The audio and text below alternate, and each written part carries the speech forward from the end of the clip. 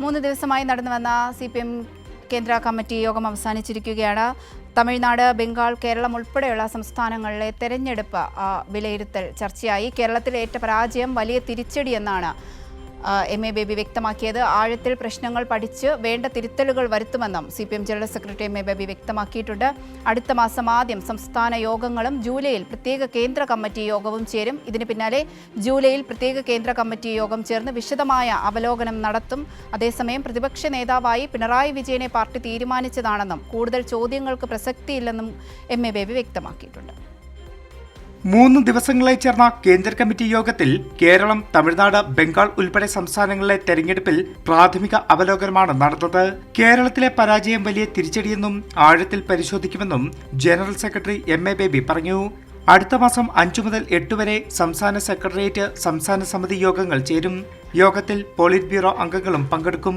ജൂലൈയിൽ പ്രത്യേക കേന്ദ്ര കമ്മിറ്റി യോഗം ചേർന്ന് വിശദമായ വിലയിരുത്തൽ നടത്താനും തീരുമാനിച്ചിട്ടുണ്ട്. And in the first week of June, there will be Secretariat and State Committee meeting where the result of the entire exercise within the party, free and fearless inner party discussion, interrogating what led to the severe setback. In the month of July, we are advancing the Central Committee meeting. There will be a special Central Committee will be met. അവലോകനത്തിന്റെ അടിസ്ഥാനത്തിൽ തെറ്റുകൾ തിരുത്തി കൂടുതൽ ശക്തിയോടെ തിരിച്ചുവരാനുള്ള നടപടികൾ ഉണ്ടാകും. പ്രതിപക്ഷ നേതാവിന്റെ കാര്യത്തിൽ തീരുമാനം പാർട്ടി എടുത്തതാണ്.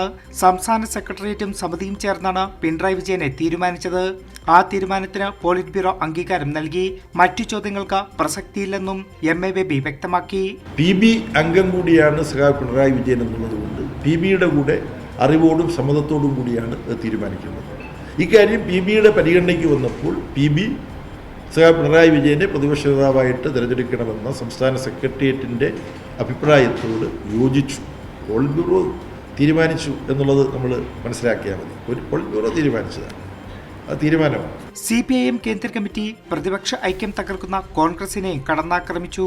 പ്രതിപക്ഷ പാർട്ടികളോടുള്ള കോൺഗ്രസിന്റെ സമീപനമാണ് പ്രതിപക്ഷ ഐക്യത്തെ ഇല്ലാതാക്കുന്നതെന്നും കേന്ദ്ര കമ്മിറ്റി വിലയിരുത്തി. കൈരളി ന്യൂസ്, ദില്ലി.